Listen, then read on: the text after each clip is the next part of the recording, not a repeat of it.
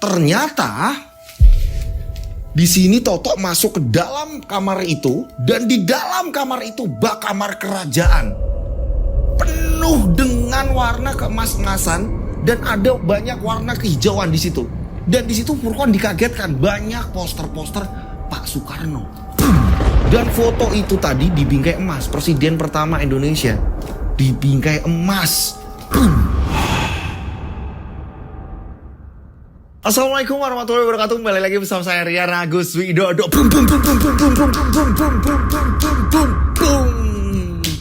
Apa kabar semuanya? Mudah-mudahan kalian dalam keadaan sehat walafiat ya. Kembali lagi bersama saya Rian Agus Widodo ya. Ada pengumuman yang sangat penting sekali. Jangan di next, jangan di skip bagian ini aja ya kan. Selanjutnya terserah kalian ya kan. Kalau di skip berarti kalian ini bingung nanti ujung-ujung ceritanya ya. Ini di bagian ini jangan di skip, jangan di skip, jangan di skip nih. Jadi saya ini bikin grup WA yang fungsinya ini kalian mendapatkan notifikasi setiap tayangan dan informasi tentang Rian Agus Widodo dan Yoske Official gitu. Nah ini kemarin ada yang, Mas aku mending keluar soalnya handphoneku berat kalau ada grup segala macam. Ini enggak, karena apa? Ini yang bisa ngirim video, yang bisa memberikan informasi ini dari saya gitu kan. Jadi informasi ini memang dari handphone saya dan tidak akan ada chat-chat masuk dari nomor manapun, sehingga handphone kalian ini akan tetap aman walaupun ada grup baru gitu. Lah Mas berarti aku gak bisa komen dong. Kalian masih tetap bisa langsung WA japri ke saya gitu. Ini kenapa saya bikin seperti ini. Ini bertujuan agar WA teman-teman yang udah panjang dan lama banget gak kebales bisa langsung saya balas. Karena apa? Ini udah numpuk puluhan ribu. Terus akhirnya kemarin mikir sama tim, ini dibikin grup aja. Ini nanti pas ketika ada tayangan kita share di grup tersebut gitu loh. Ini tidak akan membuat handphone lemot kalian karena hanya dari saya yang berikan notifikasi. Sekali lagi, hanya dari nomor saya, ya kan, nomor Rian Agus Widodo, dari saya sendiri ini yang memberikan notifikasi ketika ada tayangan terbaru gitu. Bagi yang belum masuk ke grup, mohon bersabar. Ini karena dari WhatsApp ini ada batas maksimal memasukkan nomor gitu. Jadi mohon bersabar, nanti akan saya masukkan satu persatu. Tenang, nanti akan saya bikin grup-grup ya kan. Gitu. Jadi di setiap tayangan informasi tentang merchandise atau mungkin kegiatan saya sehari-hari atau apa segala macam, ini nanti saya yang akan share langsung dari nomor saya gitu. Tapi kalian masih tetap kok bisa ngechat saya. Dengan adanya grup tersebut, ini saya akan mudah untuk membalas chat-chat kalian. Kalian masih bisa langsung WA ke saya, ini masih bisa. Bukan berarti kalian ini masuk ke grup terus gak bisa chat ke saya pribadi. Masih bisa. Mas nomornya mana sih? Saya ini anak baru loh mas, saya pengen gabung. Nah buat yang baru gabung, ini langsung dikasih nama dan nama kota kalian. Nah ini nomornya 0858 704 3333 6. Tiganya 4 kali. Coba lihat ke layar. 0858 704 3333 6. Tiganya 4 kali. Gitu. Boom. Itu tadi pengumuman penting ya. Pengumuman penting, sangat penting sekali. Buat yang baru gabung silahkan masuk ya. Oke, absen dari sekarang. Monggo silakan. Dari kota mana, namanya siapa. Karena apa? Semakin kesini subscribernya Raw ini hampir ke 100.000. Jadi saya harus menghafal semua teman-teman siapa saja yang setia di channelnya Rian Agus Widodo. Jadi ketika kalian absen itu membuat saya semangat. Ya ampun, ternyata yang dari Sabang sampai Merauke ini nonton semuanya. Bukan Mas Lutfi. Ya Allah. Terima kasih. Tanpa kalian saya bukan siapa-siapa. Saya nggak akan terus duduk di sini. Ini berkat doa kalian, berkat support kalian, berkat absen kalian. Saya tetap terus ada di sini dan menceritakan semua kiriman-kiriman cerita, misteri dan kisah-kisah kehidupan dari subscriber semuanya ya. Oke, semuanya udah absen semuanya. Nah, di cerita kali ini bener-bener agak apa ya? Dibilang serem, dibilang biasa, enggak. Ini unik sekali. Pesugihan ya mas? Nah, ini dia. Ada sepasang suami istri, dia ini hobi banget dengan yang namanya menolong orang. Jadi kalau ada orang kesusahan, dia ini nggak tega. Dia pengen langsung menolong. Tapi anehnya, mereka ini dicurigai masyarakat sekitar ini melakoni pesugihan. Karena apa? Mereka ini nolongnya nggak wajar. Misalnya nih, terlilit hutang di bank sekian puluh juta. Mereka ini nolong. Langka kan orang seperti ini. Ini kisah bener-bener real nyata ini. Nah belum lagi nih, ketika ada orang butuh sepeda motor atau apa segala macam, dia ini tidak segan-segan, bawa aja sepeda motorku. Ini kan aneh, kok dengan gampang, dengan mudah. Makanya warga sekitar ini membicarakan kalau mereka berdua, sepasang kekasih ini, sepasang suami istri ini melakoni pesugihan. Nah kita bongkar di cerita kali ini. Kalian sudah penasaran semuanya? Apa sebenarnya yang dilakukan oleh mereka? Tak perlu lama-lama lagi, kita langsung saja menuju ceritanya.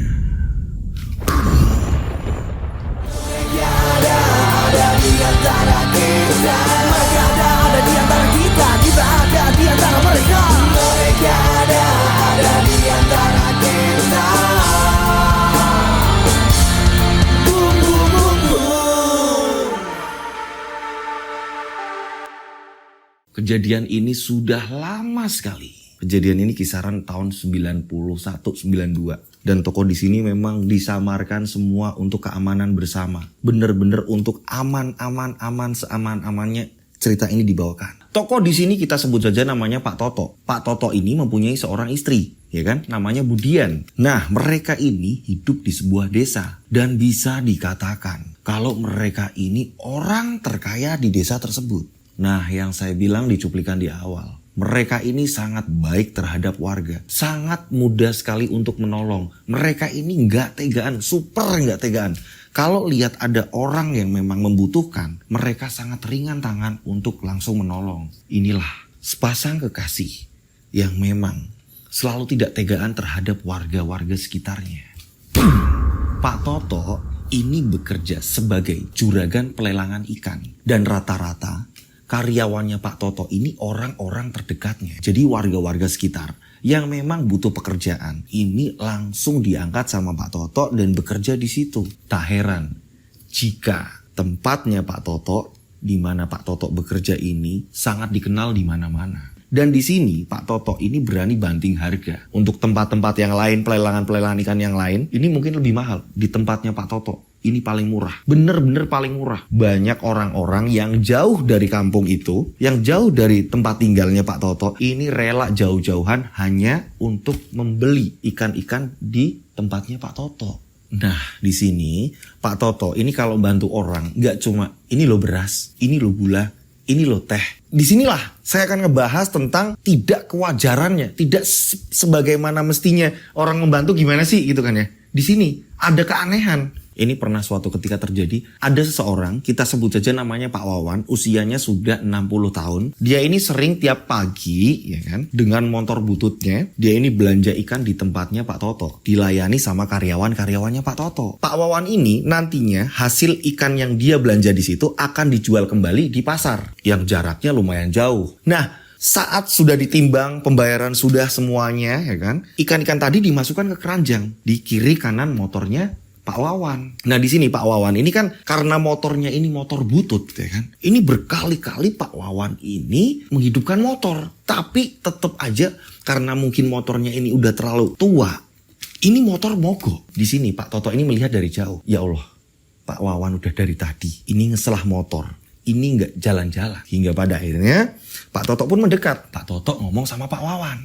Pak De, nggih pripun juragan? Tenopo motore? Kenapa motornya? Ini loh kan, dari tadi saya hidupin kok susah. Nggak tahu mungkin apa habis bensinnya apa ya? Enggak Pak D, itu motornya ini usianya hampir sama kayak Pak D. Jadi mungkin motornya ini udah nggak mau jalan lagi Pak D. Ya pasti mogokan Pak D. Sekarang gini aja, Pak D ngambil motor di belakang, itu kuncinya saya titipkan di situ sama karyawan saya, bilang disuruh saya. Ambil motornya itu masih baru, dipakai Pak D. Maaf juragan, kayaknya kok saya ini terlalu enggak ada yang namanya berlebihan. Pakai aja punya saya. Ya, tapi juragan nanti kembalinya gimana? Orang buat Pak Wawan kok, bukan saya ini minjemi enggak, buat Pak Wawan. Pripun Pak Wawan? Tapi juragan, udah diterima. Ini rezeki kok Pak, mosok ditolak. Beneran juragan? Nggih. Lain kali panggil saya jangan juragan. Yo, panggil saya Toto aja. Usia saya di bawah Pak D. Nggih? Nggak enak orang-orang manggilnya juragan. Itu mereka Mereka juga udah saya sering ingetin, jangan panggil juragan, panggil Toto aja. Kalau memang yang lebih muda ya silahkan panggil Pak, Mas, Om, ya nggak apa-apa. Tapi jangan panggil juragan, saya nggak enak. Dengernya malah saya ini kayak risih, dikira saya ini orang yang gimana-gimana. Yo, nggih, nak Toto. Nah gitu Pak, malah saya seneng dengernya. Ya udah, monggo motornya. Ini dikasih motor. Kok ada orang yang seperti itu? Ini kejadiannya tahun 91-92. Sangat mudah sekali. Ini menolongnya ini yang tidak wajar. Kita lanjut ceritanya. Tak hanya sekali hal-hal seperti ini terjadi di Pak Wawan. Ini gak cuma sekali. Banyak orang-orang yang ditolong sama kayak Pak Wawan. Dia motornya rusak atau apa segala macam. Ini Pak Toto dengan ringan tangan pakai motor saya. Jadi memang motornya ini banyak sekali. Pak Toto ini sering beli motor. Yang saya bilang tadi, bisa dikatakan orang terkaya di kampung tersebut. Ini orang gimana gak seneng? Orang lagi kesusahan, lagi butuh, ini ditolong dengan cara nolongnya ini yang di luar ekspektasi. Ya kan, butuhnya uang, dikasihnya motor. Inilah Pak Toto. Pak Toto ini mempunyai seorang sahabat yang memang dari dulu mereka ini selalu bersama. Dari semenjak remaja, semenjak bujangan gitu kan ya. Pak Toto ini punya teman, kita sebut saja namanya Pak Furkon. Sangat dekat sekali mereka ini. Pak Furkon ini seorang pegawai bank. Pak Furkon ini sering menawarkan pinjaman-pinjaman kepada keluarga-keluarga yang kurang mampu. Dan Pak Furkon sendiri karakternya ini hampir sama kayak Pak Toto, nggak tegaan. Cuma kalau Pak Furkon ini menolongnya dengan yang masih wajar-wajar. Yang pada umumnya orang nolong lah gitu kan ya. Nah bedanya dengan Pak Toto ya kalau Pak Toto ini berlebihan. Tapi menurut Pak Toto ini biasa aja. Pak Furkon setiap hari libur ya kan. Ini pasti menyempatkan diri datang ke tempatnya Pak Toto. Walaupun Pak Toto ini tetangga desa, tetangga kampung. Mereka ini berteman sudah sangat lama sekali. Nah ketika Pak Furkon datang. Ini Pak Furkon ngomong sama Toto. Tok. Aku seneng banget denger kabarmu yang seperti ini. Aku seneng banget. Terus terang, dulu aku kenal kamu ini gak yang seperti sekarang ini. Ini kamu dengan benar-benar bisa membantu orang-orang yang lagi susah. Ini sampai ke kampungku loh. Aku sampai denger seneng rasanya. Furkon, ini semua ya kan.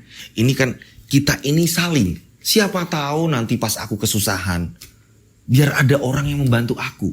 Keluarga aku lah. Ya udah Furkon, sekarang ini aja Furkon.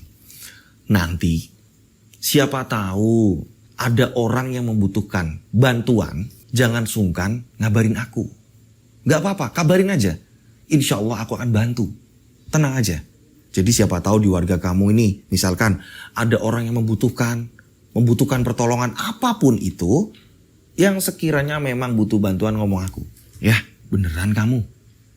Tok, beneran kamu Tok? Iya. Kata Pak Toto. Tapi ada satu lagi nih. Apa itu Tok? Gini Furkon. Kamu nolong orang boleh. Tapi yang bener-bener butuh. Jangan sampai yang mereka ini ternyata gak membutuhkan. Ya. Jadi kamu nolong orang yang memang bener-bener patut ditolong. Itu saranku itu. Siap. Siap juragan. Kata si Furkon. Meledek sahabatnya. Semua baik-baik saja? Enggak. Di sini ada keanehan. Keanehannya apa? Ini di sisi lain ini Pak Toto dan Budian ini selalu membantu warga. Selalu menolong warga. Tapi mereka punya keanehan. Keanehannya apa Mas Dodo? Jadi keanehannya mereka. Mereka ini sering bicara sendiri. Gak Pak Toto, gak Budian. Mereka ini sering bicara sendiri. Lagi duduk-duduk di depan. Pak Toto ini seolah kayak ada teman ngobrol. Begitu juga dengan Budian. Tapi di mana dalam konteks ini warga sekitar ini lagi nggak pada lewat atau apa gitu kan ya. Jadi memang Pak Toto ini kadang nanti ngobrol sendiri. Sama dengan Budian pun sama. Aneh di sini. Kenapa ini dua-duanya sering ngobrol sendirian? Ini kenapa bisa terjadi dan akhirnya pada tahu? Ini gara-gara pernah terjadi Pak RT ini datang ke rumahnya Pak Toto. Ini Pak RT mau mengantarkan undangan rapat kumpulan RT. Kumpulan warga di tempatnya Pak RT. Pada saat itu, Budian ini sedang di ruang tamu. Ini Budian seolah sedang ngobrol asik. Sedang ngobrol asik, Budian pun sambil makan. Budian sambil makan siang-siang ya kan. Kebetulan nih, Pak Toto ini sedang di pelelangan ikan. Jadi Budian ini di rumah sendirian. Tapi di sini, Pak RT kaget. Awalnya Pak RT ini masuk mau ngucap assalamualaikum. Ini jadi nggak jadi. Jadi mau ngomong, nggak jadi dia. Karena apa? Di ruang tamu melihat Budian ini sedang asik ngobrol. Tapi entah dengan siapa. Pak RT mikir, apa kata tetangga selama ini aku melihat? Karena apa? Mereka kadang asik ngobrol, mereka ini lihat-lihat sekitar dulu. Tapi ternyata kadang ada tetangga yang ngintip. Ngelihat, lah kok ngobrol sendiri. Hingga pada akhirnya sampailah ke telinga Pak RT. Ini Pak RT melihat sendiri akhirnya. Budian ngobrol sama siapa? Asik, cara ngobrolnya ini asik. Bener-bener ya nggak kaku. Ini Pak RT melihat sendiri. Hingga Pak RT akhirnya melanjutkan mengucapkan salam. Assalamualaikum. Budian kaget. Waalaikumsalam Pak RT. Ada apa ya Pak RT? Budian langsung kaget. Ini Bu, Budian saya mau nganterin undangan. Nanti di tempat saya ini ada rapat warga. Jadi Pak Toto nanti diusahakan datang ya Bu. Iya Pak RT, nanti tak sampein ke suami saya, kata Budian. Pak RT masih nggak ini aja, maksudnya apa ya? Masih kaku untuk ngobrol soal itu. Karena apa? Pak RT baru saja melihat hal yang tidak wajar. Budian kenapa? Ini saya baru melihat ada warga yang cerita ke saya, tapi saya selalu nggak percaya. Dan kali ini saya melihat sendiri. Ini yang dirasakan Pak RT. Hingga pada akhirnya Pak RT pun pamitan. Sampai rumah ini dia kepikiran, ini ada apa ya? Di keluarga itu ada apa ya? Nah, nggak cuma itu. Ini pernah terjadi. Jadi ketika Pak Toto ini libur, ya kan? Ketika Pak Toto ini libur, Pak Toto ini di belakang rumah. Jadi di belakang rumah ini ada sumur. Terus di halaman sumurnya ini cukup besar. Ini di plester, di semen gitu kan ya. Ini jadi untuk aktivitas buat nyuci atau apa segala macam ini bener-bener luas, leluasa banget di situ, di sumur itu. Nah, di sini Pak Toto sedang memandikan jagonya Pak Toto. Tapi kalau toh Pak Toto ini ngobrolnya sama jago, berarti ini mukanya Pak Toto paling nggak arahnya ini ke jago. Ini enggak, bukan ke ayamnya, melainkan ke sisi kirinya. Pak Toto ini asik ngobrol gitu kan. Jagonya di sini sambil ngobrol lagi.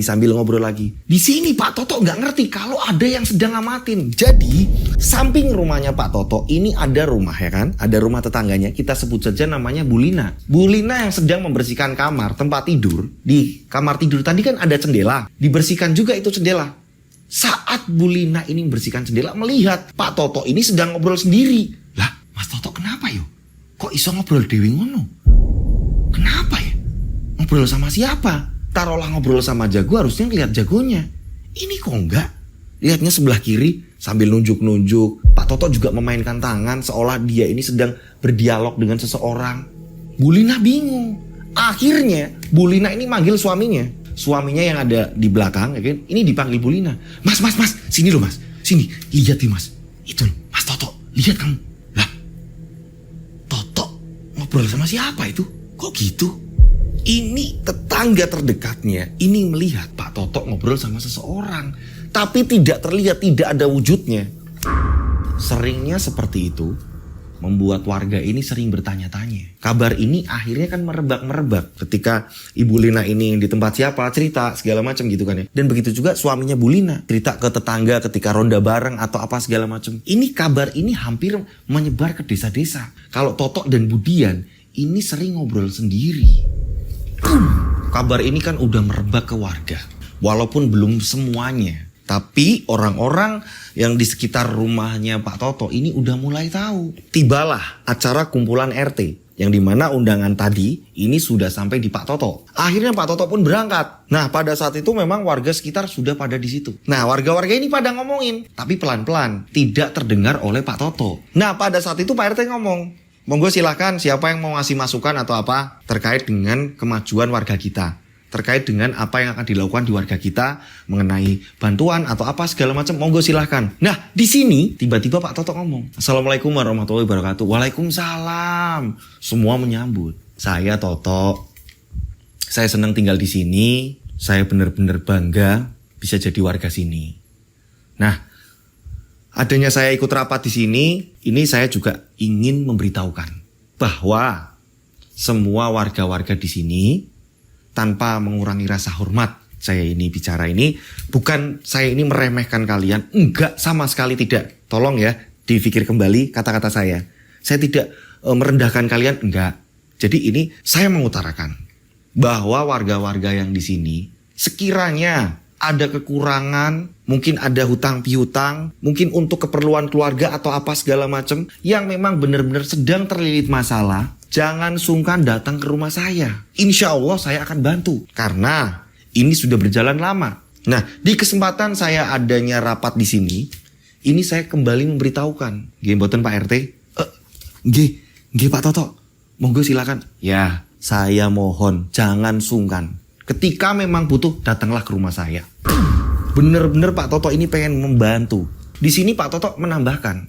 Tapi ingat, sumbangan yang saya akan berikan nanti dengan warga-warga yang membutuhkan, jangan sampai disalahgunakan. Saya tahu soalnya. Kalau yang disalahgunakan nanti ada risikonya. Jangan sampai itu terjadi. Tapi kalau memang benar-benar membutuhkan, saya akan membantunya. Ikhlas. Warga-warga yang ikut rapat ini pun mengucapkan terima kasih. Terima kasih Pak Toto, terima kasih Pak Toto, terima kasih Dek Toto, terima kasih Nak Toto. Semua mengucapkan terima kasih. Kabar Pak Toto ingin memberikan bantuan kepada warga yang kurang mampu atau warga yang membutuhkan, gitu kan ya. Ini sampai ke telinga salah satu warga, kita sebut saja orang itu namanya Mas Parno. Nah, Mas Parno ini orang yang malas-malasan di kampung itu. Sering judi togel, sering berantem sama istrinya. Hingga pernah suatu ketika istrinya ini capek banget melihat kelakuannya Mas Parno. Karena apa? Dia tidak peduli. Dia tidak peduli anak istrinya ini kelaparan, ini gak peduli. Mas, setiap hari kamu nulis-nulis angka-angka kayak gitu. Ini apa hasilnya Mas? Kayak wong wedok meneng. Iki tembus. Nek iki tembus, kowe ora oleh njaluk apa-apa. Kamu nggak oleh minta apa-apa. Kamu nggak boleh minta apa-apa. Ngerti? Arek-arek kene iki sugih mergo aku. Karena apa? Mereka ini mendukung saya. Kalau ngeramal, mereka ini ngasih nomor segala macam. Yo ketika saya dapat, yo tak kasihkan. Lah nek kamu kayak gitu terus mulutnya, yo nggak bakal tak kasih. Inilah Parno. Setiap harinya malas-malasan dan hanya meramal nomor togel. Pada saat itu si Parno ini kalah terus. Putek sering berantem sama istrinya. Mau masak nggak ada beras, mau ngeteh boro-boro ada teh nggak ada sama sekali di dapurnya ini. Bener-bener kosong. Anaknya ini sekolah sampai bayar-bayarnya ini telat-telat. Parno ini karena mendengar kabar kalau Pak Toto ini mau membantu orang-orang yang membutuhkan, dimanfaatin lah oleh Parno. Si Parno ini datang ke tempatnya Pak Toto. Assalamualaikum. Nah kebetulan Pak Toto pagi itu belum berangkat ke pelelangan. Waalaikumsalam. Mas Parno, monggo silakan Mas masuk. Mas Parno ini masuk duduk. Pripun Mas Parno? Ada urusan apa? Jadi gini Pak, saya kesini bingung ya mau ngomongnya gimana. Lah yo ada apa? Saya bingung untuk pembayaran anak sekolah. Terus listrik saya juga kadang dimatikan dari sananya. Saya ini bingung bayar listrik. Kadang yo pakai lilin. Apalagi istri saya ini yo masaknya kadang-kadang saya belum ada kerjaan. Kira-kira di tempat jenengan ini ada kerjaan gak? Biar saya ini kerja. Tiba-tiba Mas Parno ngomong seperti itu. Ya udah, kalau memang jenengan butuh kerjaan, nanti datang ke pelelangan ikan, ikut membantu karyawan yang lain. Nanti gajinya 1 bulan sekali. Yo, iya Pak. Saya mulai berangkat kapan yuk? Sekarang. Tapi benar, ini untuk keluarga, bukan untuk yang macem-macem. Iya Pak. Akhirnya Mas Parno tadi langsung menuju ke pelelangan ikan. Tapi anehnya di situ, ini yang lain ini pada nimbang ikan, pada milah memilih ikan, disatuin. Oh ini yang ini taruhnya sini. Oh ini taruh sini. Ada yang ngangkat es batu juga segala macam. Nah ini si Parno ini cuma duduk-duduk sambil ngeramal. Ini ntar malam yang keluar angka berapa ini. Sampai beberapa karyawannya ini negur. Mas Parno, sampean ini kan baru. Ya tolonglah, hargai teman-teman yang sudah bekerja. Mereka ini udah lama loh kerja di sini. Ini sampai ada yang ngingetin seperti itu. Parno malah ngomong, duel wae yuk. Gelut ning guri. Berantem. Kalau ada yang lawan Parno, mati sekarang. Parno malah diingetin seperti itu. Bisa dikatakan, Parno ini orang ditakuti juga di kampung. Ini bang jagonya, ibarat kata kayak gitu. Parno ini seolah-olah dia ini yang paling terkuat gitu. Masalah berantem Parno nomor 1. Kayak gitu si Parno ini. Sering sekali Parno kalau ada hiburan organ tunggal atau apa gitu ya, ada hiburan keyboard gitu kan ya. Sering sekali Parno ini duel berantem, nyari musuh atau apa segala macam, sering. Makanya warga sekitar males untuk ngurusin ketika Parno ini ngamuk atau apa segala macam. Itulah si Parno ini kayak gini. Nah, pada saat itu baru berangkat 3 hari karena memang Parno ini jalan kaki. Rumahnya juga nggak begitu jauh sebenarnya. Tiba-tiba ngomong sama Pak Toto. Pak Toto, maaf ini saya ini kan berangkat jalan kaki. Nah, kalau jalan kaki kan lumayan jauh. Saya ini butuh motor, ini saya butuh kendaraan. Ya tapi kalau nggak bisa ya nggak apa-apa. Saya juga udah seneng kok kerja di sini. Mas Toto, rumah Mas Toto sama rumah saya ini kan deketan rumah Mas Toto ke sini ketimbang rumah saya. Deket sekali, kalau jalan kaki pun masih bisa dijangkau kok. Emang gimana Mas? Yo, tapi kan kadang-kadang saya harus nganter anak sekolah. Juga kadang istri minta dianterin kemana kayak gitu. Jadi saya ini memang butuh motor Pak. Kata si Mas Parno. Enak banget dia cara mintanya. Bawa-bawa anak, bawa-bawa istri. Pak Toto awalnya ini tidak pengen memberi. Karena terus-terus merengek. Si Parno ini merengek. Akhirnya Pak Toto bilang, ya udah ini kuncinya. Sampai kamu bohong dengan mulut kamu sendiri, kamu yang terima resikonya. Iya kok Pak, beneran. Lah maksud saya ini bohong. Kerjaan saya juga rapi semua di sini kok Pak. Ya udah. Ini motornya. Kalau ucapan kamu ini sama dengan realitanya, insya Allah rezekinya lancar. Tapi kalau kamu bohong, kamu yang nanggung resikonya. Enggak Pak, tenane kok Pak. Masa iya Parno itu ngapusi? Kata si Parno. Enak banget dia ngomongnya. Ternyata ini kan hanya akal-akalannya si Parno. Pada malam harinya, ini udah dapat motor nih. Ini Parno mau beli togel. Aku mau beli togel. Aku sekarang ada motor. Nanti coba motor ini mau tak gadein. Dengan adanya modal, aku ini bisa pasang kapanpun. Parno udah punya niat jahat. Bahkan istrinya ini ngomong, Mas, itu motornya Pak Toto. Jangan sampai kayak dulu-dulu lagi. Kamu pernah loh, yang namanya motor temen tapi malah kamu jual. Pernah loh. Lah ini aku gak mau dengar lagi. Ada yang seperti ini. Aku gak mau ada kasus-kasus seperti ini. Aku pengen kamu yang jaga itu motornya Pak Toto. Udah kamu diem wae. Kamu ngerti opo? Yang penting kan aku ngasih makan kamu. Ngerti? Makan. Mas udah 3 hari ini loh. Aku nyari uang sendiri buat anak-anak. Kamu kok enak banget. Ngilang-ngilang gigi senengi. Loh beneran kok. Loh ribut. Terjadi keributan akhirnya Parno cepet-cepet lekas cabut. Lekas pergi dari rumah. Parno lekas cabut, dia kencang nih. Mau menuju ke tempat bos togel. Dia mau beli nomor. Sekaligus dia ini mau gadein motor itu. Motor yang dari Pak Toto. Melaju kencang dia. Melaju kencang. Nah di tengah perjalanan yang memang kiri kanan ini masih banyak kebun. Tiba-tiba Parno dikagetkan. Ini Parno dikagetkan ada 3 ekor kuda putih. Ini di tengah jalan, Parno kaget. Kok ada kuda? Nah ternyata ini semakin Parno mendekat. Ini belakang kuda tadi. Ini banyak pasukan. Ini yang Parno lihat. Ini kayak pasukan kerajaan, ya kan? Pakaiannya ini serba keemasan, warnanya kuning keemasan.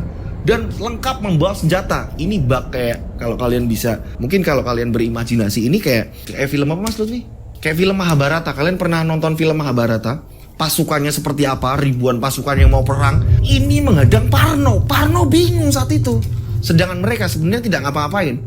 Mereka hanya menghadang Parno dengan lengkap senjata. Parno yang bingung, Parno tidak bisa mengendalikan motor. Dan saat itu juga Parno dan motor itu ini menghajar pohon besar. Wah, ini Parno tergeletak dan luka parah. Luka yang sangat parah sekali. Tak cuma luka parah, banyak mengalami patah tulang di tubuhnya. Hingga pada akhirnya beberapa orang lihat akhirnya Parno dibawa ke rumah sakit. Dengan luka sekujur tubuh Parno dan bener-bener banyak patah tulang. Ini istrinya bener-bener gak yang, ya ampun suamiku gimana? Ini enggak. Istrinya ini udah kesel sekali. Jadi akhirnya malah marahin Parno, maki-maki Parno. Rasakno. Iku, ulahmu, kamu tadi mau kemana? Ayo ngomong. Iya. Ini mulutnya aja. Ini maaf ya, ini sampai susah buat ngomong sebenarnya, digerakin masih susah, tapi masih bisa untuk ngomong. Kamu mau beli togel kan? Dari awal sudah tak bilangin. Warga-warga langsung menenangkan, udah Mbak, udah. Nah disinilah Parno pun menceritakan hal tadi ini ke warga, termasuk Pak RT ada juga di situ. Tentang dia ini dihadang pasukan banyak, beserta ada kuda yang tiba-tiba di depan dia pas banget, yang membuat dia ini kecelakaan. Parno menceritakan hal itu ke warga. Semua kaget atas apa yang diceritakan oleh Parno. Masa iya Parno seperti ini? Motor ini hancur, bener-bener gak bisa dipakai lagi. Nah, kabar ini tentang Pak Toto ini ngobrol sendiri, Budian ngobrol sendiri ini semakin merebak kemana-mana. Banyak warga yang seliwar-seliwer, tidak sengaja melihat, sering sekali.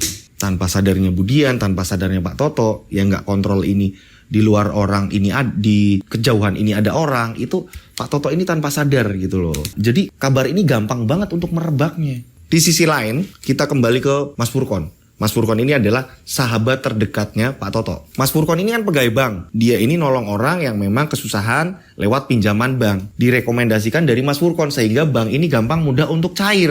Nah, ada salah satu nasabah yang ini nunggak udah berbulan-bulan. Otomatis Mas Furkon ini ditegur bank untuk menagih utang tadi. Nah, Mas Furkon ini datang ke tempat orang tersebut. Kita sebut saja namanya Kang Epri. Assalamualaikum. Assalamualaikum. Dibukain sama istrinya. Kang Epri-nya ada. Nah, kebetulan Kang Epri-nya ini sedang tidur di sofa. Kang Epri, iya Mas Furkon, ada apa ya? Loh, kok ada apa? Ini sudah bulan keberapa? Jenengan tidak setoran. Iya Pak, ini loh, kasihan. Mas Furkon ini udah sering kali kesini tapi Bapak nggak di rumah. Saya sampai sekarang belum ada gawean. Saya sampai sekarang bingung. Bisnis saya ini gagal semuanya. Saya tertipu. Dulu pas pinjaman, pas saya diajukan sama sampean ke bank, ini kan saya jalan usahanya, tapi kan saya ketipu orang. Saya ini bingung. Kang Epri cerita seperti itu. Nah, Mas Furkon ngomong, nah kalau sampean ini tidak melunasi, tidak setoran, ya rumah ini bakal disita toh. Beneran. Saya ini gak bohong. Ini taruhannya jabatan saya. Wong saya ini bisa-bisa dikeluarkan kok. Kalau ada nasabah kayak sampean kayak gini terus nggak setoran, ini saya ini juga ikut terancam. Lah, terus gimana? Wes digorok wae lehernya saya, disembelih lehernya saya, nggak bakalan ada uang, Mas Furkon. Furkon bingung dengan jawaban itu. Apalagi Furkon ini nggak tegaan sebenarnya orangnya. Harus gimana yo?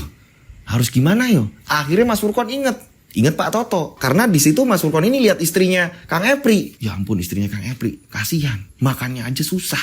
Nah, Mas Furkon bilang, sekarang ganti baju, ikut saya. Ayo, Kang Epri ikut saya. Kemana Mas? Udah ikut. Akhirnya ikut Furkon. Boncengan sama Furkon. Ternyata ke tempatnya Pak Toto. Ke rumahnya Pak Toto. Kebetulan Pak Toto juga pas siang-siang ini udah pulang. Pak Toto di rumah. Di sini Mas Furkon ini menjelaskan ke Pak Toto. Tok, ini loh. Jadi ada temanku. Ini namanya Kang Epri, dia ngajuin pinjaman, dia ini buka usaha, tapi ditipu sama temennya. Nah sekarang ini dia ini gak bisa ngelunasi bank, masih banyak tunggakan-tunggakan. Nah bukan gimana-gimana, maaf kalau saya ini ngerepotin. Saya kasihan dengan keluarganya. Bisa gak kira-kira kamu ini bantu Tok? Ya udah, sebentar ya, saya tak masuk dulu.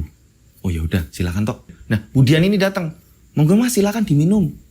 Dia Mbak Dian, akhirnya diminum. Mereka ini minum dari minumannya Budian, ya kan. Nah, Pak Toto ini masuk. Budian baru masuk lagi ke dapur, gitu kan ya.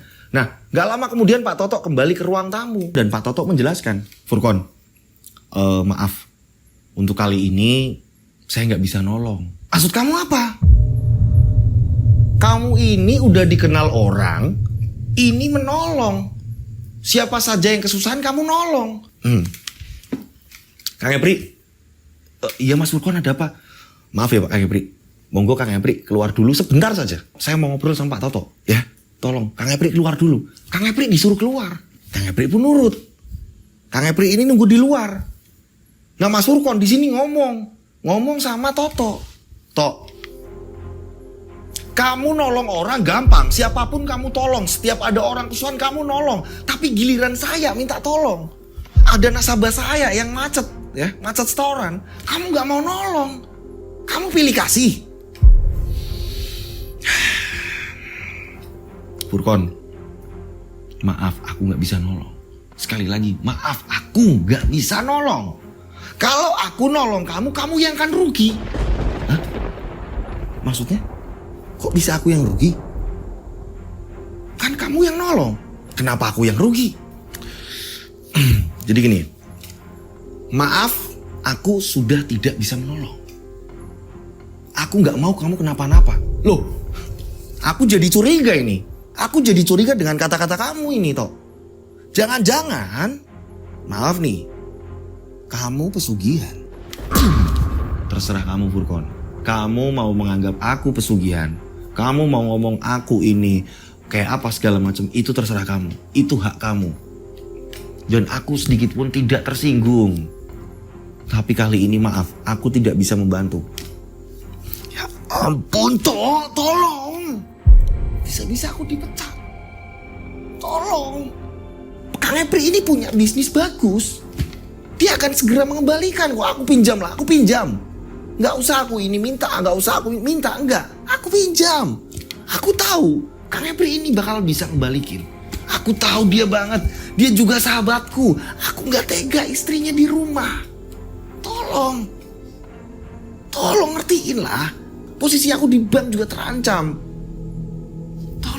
Tolong. Ya udah. Kali ini untuk keamanan bersama. Aku tidak memberi, tapi aku meminjami. Tapi kan biasanya, kamu tadi udah bilang, aku nggak minta, aku pinjam. Nah, aku nurut.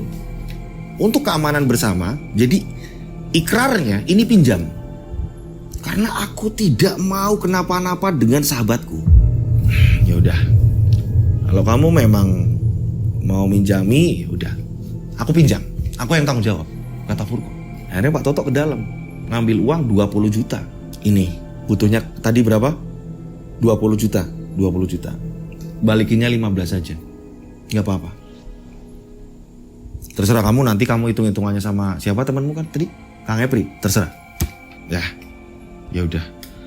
Aku berharap semua akan baik-baik saja. Ya udah, aku terima uang ya, dan aku permisi. Terima kasih sudah membantuku, kata Furqon. Dan akhirnya Furqon pun pamit. Kang Epri pun nunggu di luar, dia hanya diem. Sebenarnya Kang Epri dengar apa yang mereka perdebatkan. Singkat cerita, akhirnya Furqon pun membawa uang itu dan menyetorkan ke bank. Begitu juga mengajak Kang Epri untuk tanda tangan segala macam. Sisa uang tadi ini disimpan oleh berapa juta disimpan oleh Furqon. Takutnya nanti ini Kang Epri bisa nggak lunasin lagi, karena di sini Kang Epri lunasin. Setelah itu dia narik uang. Setelah narik uang selesai, Furqon pun pulang. Pada hari itu juga. Dan sore harinya Furqon mendapatkan kabar kalau Kang Epri mati tersengat listrik. Meninggal tersengat listrik. Furqon kaget mendengar kabar itu dari tetangganya. Hah? Kang Epri meninggal? Tadi bareng sama saya siang. Iya mas, beneran mas. Kang Epri meninggal. Kang Epri meninggal tersengat listrik. Furqon langsung ke rumahnya Kang Epri dan tanya sama istrinya. Nah di sini Furqon kaget ketika istrinya menjelaskan, sudah mas Furqon, gak usah terlalu banyak membantu keluarga kami. Mungkin ini perbuatan dari mas Epri sendiri. Loh maksudnya mbak? Saya juga udah capek. Saya ini kemarin mau ngomong tapi takut ribut. Ketika sampean ini di sini saya takut ribut. Kang Epri kenapa mbak meninggalnya? Ini masih banyak orang di situ. Dan istrinya ini nggak nangis sama sekali. Ternyata ya kan, ini pengakuan dari istrinya. Epri ini sering namanya judi dan main perempuan. Tidak ada yang namanya ketipu perusahaan atau apa, yang namanya bisnisnya dia ini ditipu sama teman, ini nggak ada. Akal bulusnya Epri aja. Hingga pada akhirnya Furqon ingat, oh pantes saja si Toto ini nggak mau nolong. Kok Toto jadi tahu tentang hal-hal seperti ini? Karena Furqon ingat, jangan sampai kamu menolong orang yang salah. Furqon ingat akan kata-kata Toto seperti itu. Iya ya, aku berusaha mati-matian nolong Kang Epri, tapi ternyata uangnya disalahgunakan. Ini pengakuan istrinya. Jadi istrinya ini bercerita, setelah mendapatkan uang lagi ya kan, ini Epri pulang dalam keadaan mabuk malah. Setelah mendapatkan uang ini langsung ke tempat mungkin minuman lah atau apa segala macam, dengan mulutnya bener-bener bau alkohol. Istrinya ini ngomong, mas, kamu gimana Thomas? Kamu udah dibantu sama Furqon sampai kamu bisa setoran. Kamu tahu apa? Aku mau mandi. Habis ini aku mau keluar. Dan mungkin aku gak akan pulang. Males aku pulang, udah bawa uang kok. Tenanglah. Ya, gak usah ditangisi. Ya, aku mau keluar. Dan pulangnya ya nantilah kalau aku pengen pulang. Kalau gak pengen pulang ya gak usah pulang. Dia bilang seperti itu. Dan dia minta mandi. Aku mau mandi. Ya, siapin baju-baju yang terbaru, yang bagus. Nanti kamu aku tinggalin uang. Kamu nanti aku tinggalin uang, jadi nurut. Kang Epri bilang seperti itu sama istrinya. Saat masuk ke kamar mandi, dia teriak, "Bu, nyalain air bu." Nyalain lah air sama istrinya. Istrinya Kang Epri nyalain air, ceklek. Mandilah dia. Ini mandi kurang lebih setengah jam, gak ada suara lagi. Istrinya bingung. Istrinya manggil-manggil, Mas Epri. Akhirnya istrinya ini menuju kamar mandi. Dan ketika dibuka, Kang Epri ini udah gosong. Ini nyetrumnya caranya gimana? Masa iya air ini bisa mengalir terus ada setrumnya gitu apa gimana? Kondisinya Kang Epri gosong. Dan memang pada saat itu ya kan, di sini Furqon lihat jenazahnya ini udah kacau. Gosong, bentuknya ini gosong. Badannya ini penuh dengan menghitam. Warna badannya ini menghitam. Nah, Furqon ini curiga dengan Toto. Kok Toto pas? Apa jangan-jangan Toto ini? Gak berani aku asal nuduh. Aku harus mengumpulkan bukti. Sebenarnya Toto ini siapa? Aku kenal Toto dulu ini gak seperti ini. Ini sekarang kok dia tahu yang pantas ditolong siapa? Tapi di sini Furqon gak mau nuduh. Nah, karena Furqon penasaran, Furqon pura-pura akan menyampaikan berita kematian tentang Kang Epri. Furqon pun mendatangi Pak Toto. Assalamualaikum. Waalaikumsalam. Duduk. Ada apa, Kon? Ini saya mau bercerita soal Kang Epri. Kang Epri kenapa? Kang Epri meninggal tadi. Innalillahi wa inna ilaihi raji'un. Meninggal kapan? Tadi. Aku sempet takziah di kampungnya. Setelah dimakamkan aku langsung kesini. Aku penasaran. Sebenarnya ada apa? Aku kok bingung. Warga juga bertanya-tanya soal kematiannya Epri. Karena gak wajar. Dia tersengat listrik gak wajar. Gini Furqon, aku cuma mau jelasin. Jadi aku itu nolong. Ya memang kalau orang itu pantas ditolong akan aku tolong. Tapi kalau orang itu sebenarnya berbohong dan minta tolong, orang itu akan menanggung akibatnya. Beneran, saya nggak bohong. Tapi kalau memang benar-benar serius membutuhkan, akan saya tolong. Kan pas kesini tadi pagi aku udah ngingetin, aku nggak bisa minjemi. Takutnya apa? Takutnya ini malah ke kamu.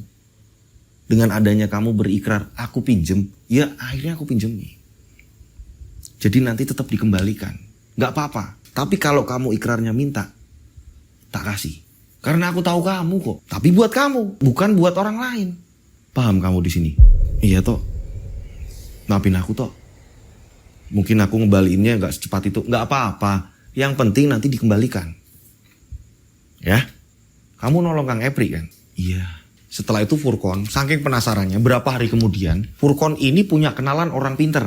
Kita sebut saja namanya Mbah Rinto. Nah, Furqon ini pengen tanya, sebenarnya sahabatnya ini melakukan hal apa? Sampai omongan-omongannya ini kok bisa tajam. Nolong orang yang memang butuh ia akan tolong, dan ketika ada yang berbohong akan menerima resikonya. Sebenarnya Toto ini siapa? Dipertanyakanlah ke Mbah Rinto. Mbah Rinto, sahabat saya ini seperti ini.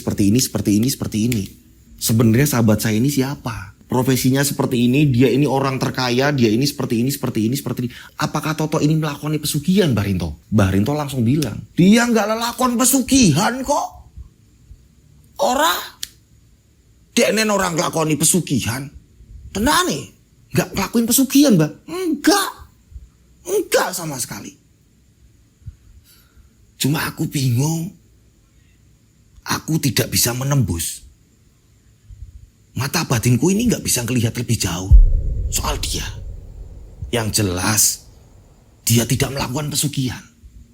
Yang jelas, dia orang baik. Tapi kalau kamu ngomong pesugihan, enggak. Dia orangnya enggak serakah. Beneran. Mbah Rinto menjelaskan seperti itu. Ini yang membuat Furqon jadi bingung lagi. Ini kok kayak gini ya? Terus siapa teman saya ini, si Toto ini? Harga jual pelelangan ikan dia paling murah. Setiap ada orang beli dia paling murah. Karyawannya banyak. Hasilnya ini bisa dikatakan enggak mungkin bisa untuk nolong orang segampang itu, bla bla bla bla, itu enggak mungkin. Furqon akhirnya mencoba untuk ya sudahlah. Itu memang jalannya seperti itu, dan kayak gak pengen ngerti, gak pengen tahu gitu kan ya. Hingga pada akhirnya seperti biasa, Furqon ini selalu main ke tempat Toto gitu kan ya, ke tempat pelelangan ikan. jadwalnya Toto di situ. Tok, Furkon, nih ada cemilan, makan. Iya. Rame ya. Ya kayak gini lah, biasa. Saya nikmati, kata si Toto. Di sini Furkon, ini tiba-tiba kayak mukanya ini kayak asem gitu pada saat itu. Toto nanya, Furkon, kenapa muka kamu kok pas datang ke sini mukanya asem kayak gitu? Ada apa? Aku kesini mau lunasi pinjaman aku kemarin. Loh, emang ada uang kamu? Yakin kamu ada uang? Ini aku ada 15 juta Tok, silahkan diterima. Maaf ya, aku nggak bisa ngasih 20. Nggak apa-apa, kan itu udah janji aku 15. Nggak apa-apa, kamu beneran ada. Oh, ada kok. Terus kamu kesini tadi naik apa? Naik motor Tok. Mobil kamu di mana? Mobilku aku jual karena memang mertuaku ini butuh untuk operasi. Dia kan sakit-sakitan, jadi aku harus jual mobilku. Lah, Furkon, kamu ini seorang pegawai bank.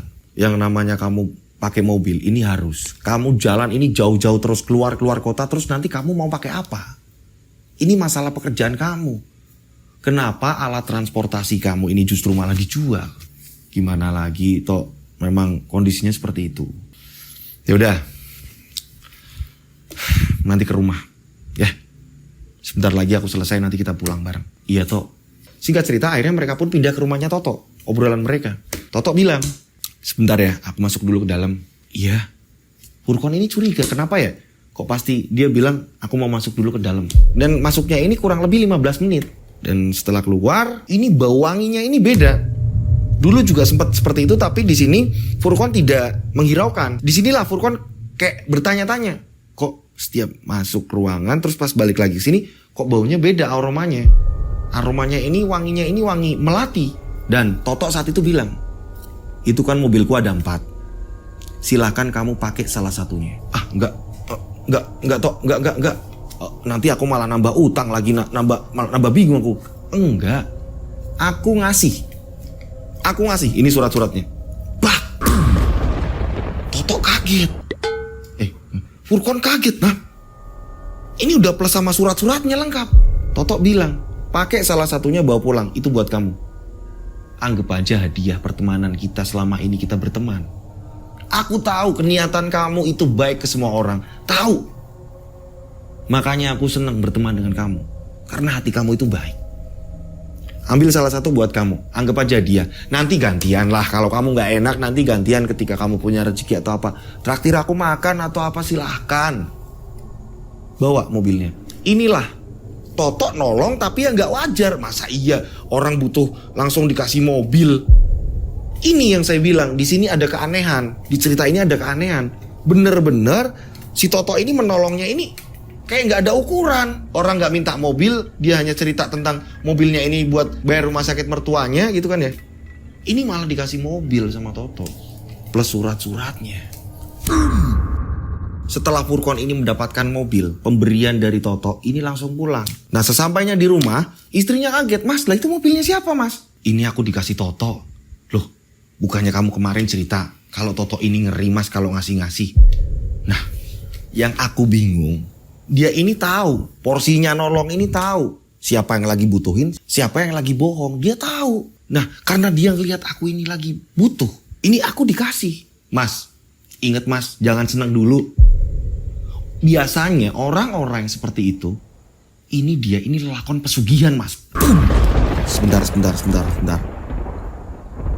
Aku kemarin ke tempatnya Mbah Rinto, ya. Saat aku ngomong sama Mbah Rinto, kata Mbah Rinto, dia ini tidak lelakon pesugihan. Aneh gak dek? Tapi mas, masa iya mas? Mobil kok cuma-cuma kayak gitu dikasih? Nah makanya, dek, yang dibantu itu gak cuma aku. Sudah puluhan warga dibantu oleh Toto. Dan dia gak pernah ngitung. Dan kekayaan dia terus melimpah. Aneh kan dek? Tapi siapa ya sebenarnya Toto ini ya?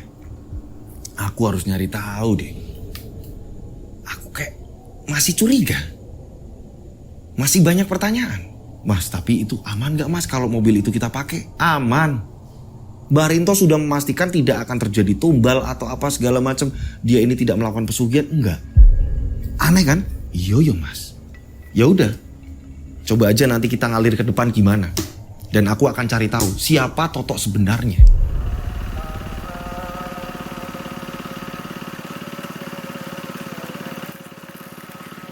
Nah, berjalannya waktu ya kan, ini mungkin kurang lebih 2 bulan kemudian.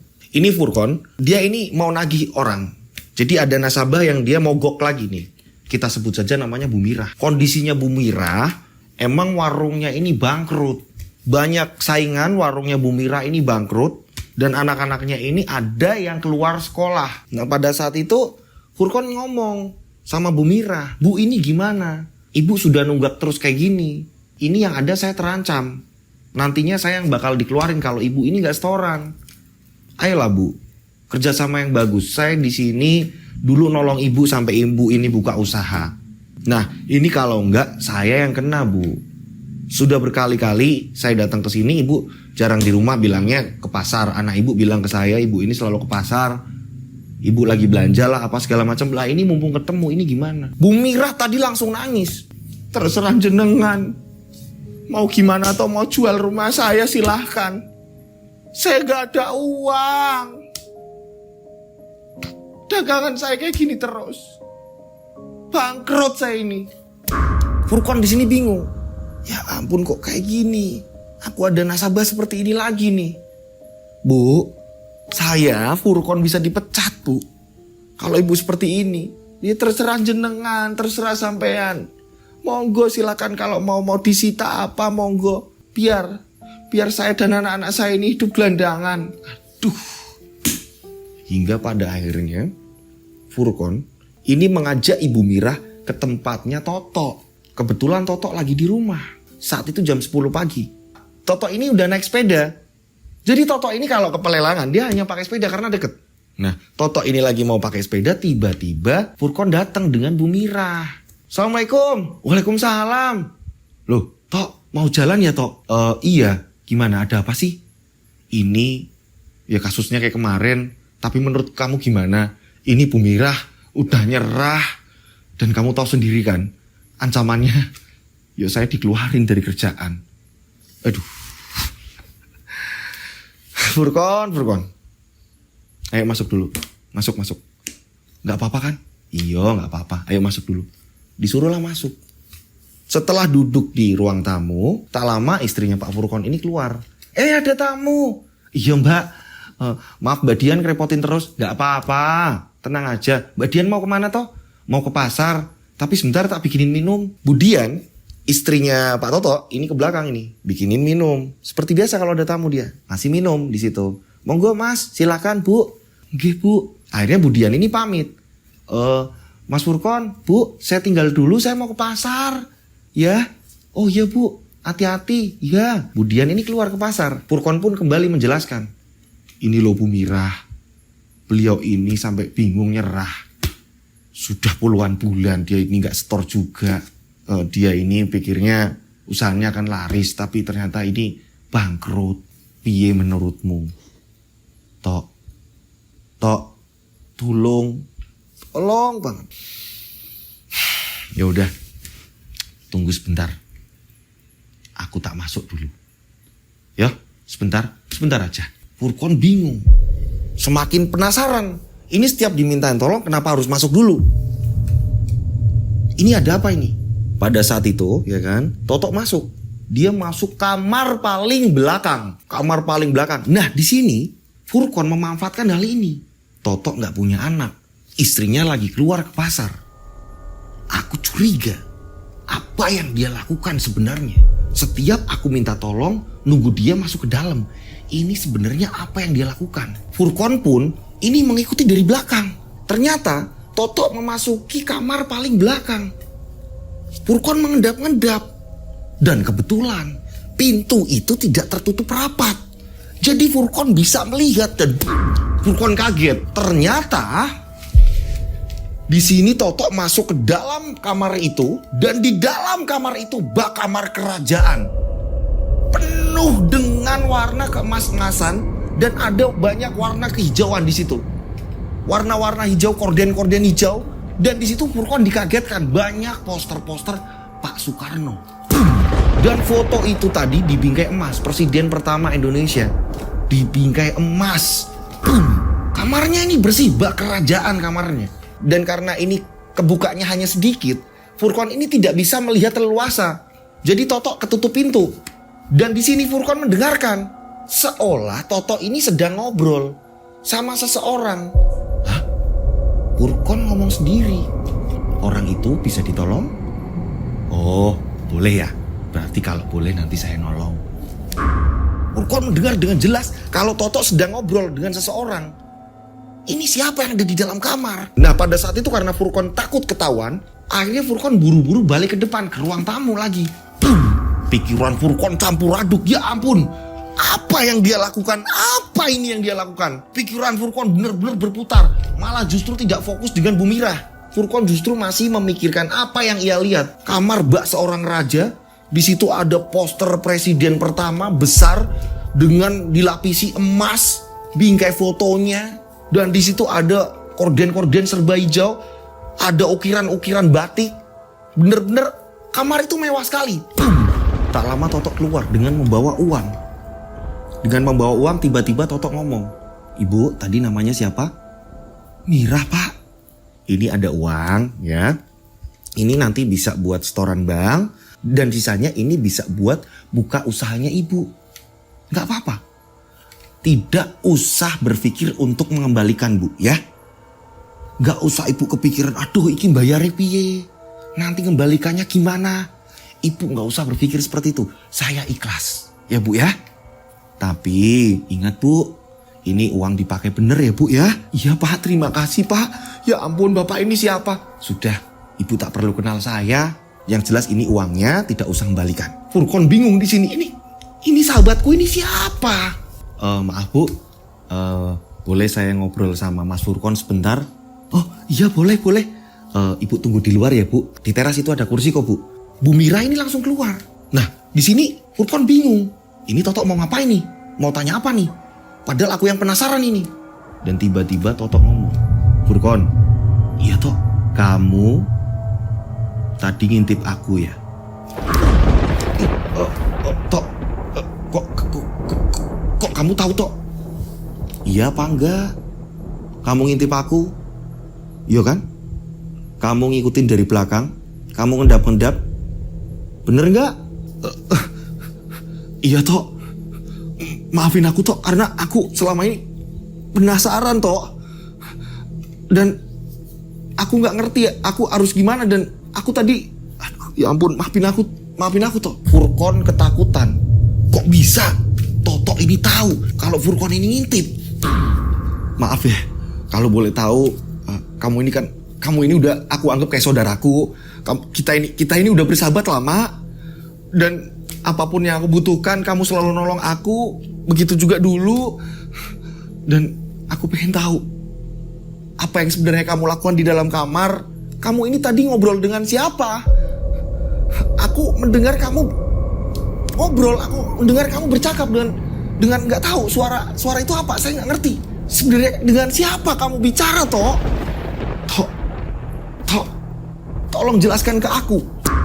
Furqan memberanikan diri untuk bertanya soal itu. Karena apa? Ditembus mata batin oleh orang pinter ini nggak bisa. Akhirnya di sini Furqan memberanikan diri untuk bertanya. Kamu pengen tahu aku bicara dengan siapa? Kamu mau jaga rahasia ini? Kamu siap menjaga rahasia ini? Ya, aku siap menjaga rahasia ini. Janji sama aku? Janji, aku janji. Dia adalah Sukma. Sukma? Maksud kamu Sukma siapa? Siapa Sukma? Perasaan tidak ada keluarga lagi selain kamu dan istri kamu? Siapa Sukma? Nah, ternyata di sini Toto ini bicara dengan yang dia sebut dengan Sukma. Siapa Sukma? Saksikan di part 2-nya. Dan kalian harus wajib nonton dan nunggu tayangan di part 2-nya ya. Ditunggu ya. Kalian harus wajib nonton di part 2-nya karena ini cerita panjang. Bisa saja saya ini ceritakan semuanya. Tapi bener-bener badan saya ini lelah banget. Daripada besok lagi gak tayang terus saya ini kecapean atau apa gitu kan ya. Jadi ini ada part 2-nya. Seru sekali. Siapa Sukma? Oke? Nah, itu tadi Toto sudah menjelaskan siapa yang menolong selama ini dan dia menyebutkan nama Sukma. Itulah ceritanya, nantikan di part 2 lanjutannya. Oke. Ceritanya panjang juga ya. Oke. Dan mohon maaf ketika ada salah-salah kata saya dalam bercerita, mohon dimaafkan karena setiap hari ini ganti-ganti cerita, ganti-ganti tokoh-tokoh nama yang kadang saya suka belibet, dan mudah-mudahan penikmat channel Rian Agus Widodo dan Yoske Official ini paham dengan apa yang saya maksud gitu, yang kadang saya ini salah nyebutin nama atau apa gitu. Jadi mohon dimaafkan ya, mohon dimaklumi ya. Nah, untuk pengumuman ini yang di depan ini tadi nyekip biar cepet gitu, mohon dilihat lagi karena pengumuman paling depan video di awal ini, menit-menit di awal, coba digeser di menit awal ya kan, di menit di sini. Ini coba di setel lagi, itu ada pengumuman penting tentang WhatsApp ya kan. Nah, itu dia. Nah, buat teman-teman yang ceritanya ini belum terbacakan, ini mohon bersabar. Sembari dicek dulu ini, cerita kalian ini bener gak urutannya gitu. Kalau belum bener, nggak apa-apa, dikoreksi lagi, dikirim ulang, tidak apa-apa. Ini justru malah mempermudah kita untuk menghafal. Mas, gimana sih caranya untuk ngirim cerita? Nah, caranya seperti ini nih, dikirim per paragraf atau per kalimat. Nih, seperti ini nih. Dengan begitu saya akan mudah untuk kembali menceritakan gitu. Menghafalnya mudah, menceritakannya juga mudah gitu. Nah, ini ceritanya seperti ini. Ya, oke, udah. Seperti ini. Kasih nama, terus dia awal-awalnya gimana gitu kan, jelas. Oke. Nah, kirimnya kemana mas? Kirimnya bisa DM Instagram saya @dodosinjo. Kalian follow, nanti saya follow back. Atau kalian bisa kirim ke nomor WA saya. Ini nomor WA-nya 0858 704 3333 6. Tiganya 4 kali. Nah, diingat ya, tiganya 4 kali gitu ya. Dikasih nama dan nama kota kalian, dibiasain dikasih nama dan nama kota kalian, dibiasain dikasih nama dan kota kalian, dibiasain dikasih nama dan kota kalian gitu ya, daripada assalamualaikum, hai, boleh kok assalamualaikum boleh, tapi habis itu dikasih nama dan kota kalian agar tidak ketumbuk oleh WA yang lain gitu. Tujuannya seperti itu ya. Oke, saya berdoa mudah-mudahan penikmat channel Rian Agus Widodo ini selalu diberi kesuksesan, selalu dilindungi Allah Subhanahu wa taala. Ya kan, selalu sukses terus dalam berbuat apapun. Amin ya Allah ya kan. Dan yang pasti panjang umur, sehat selalu ya. Oke. Akhir kata saya Rian Agus Widodo mengucapkan wassalamualaikum warahmatullahi wabarakatuh. Nantikan di part 2-nya. Ada di antara kita, ada di antara kita, kita ada di antara mereka.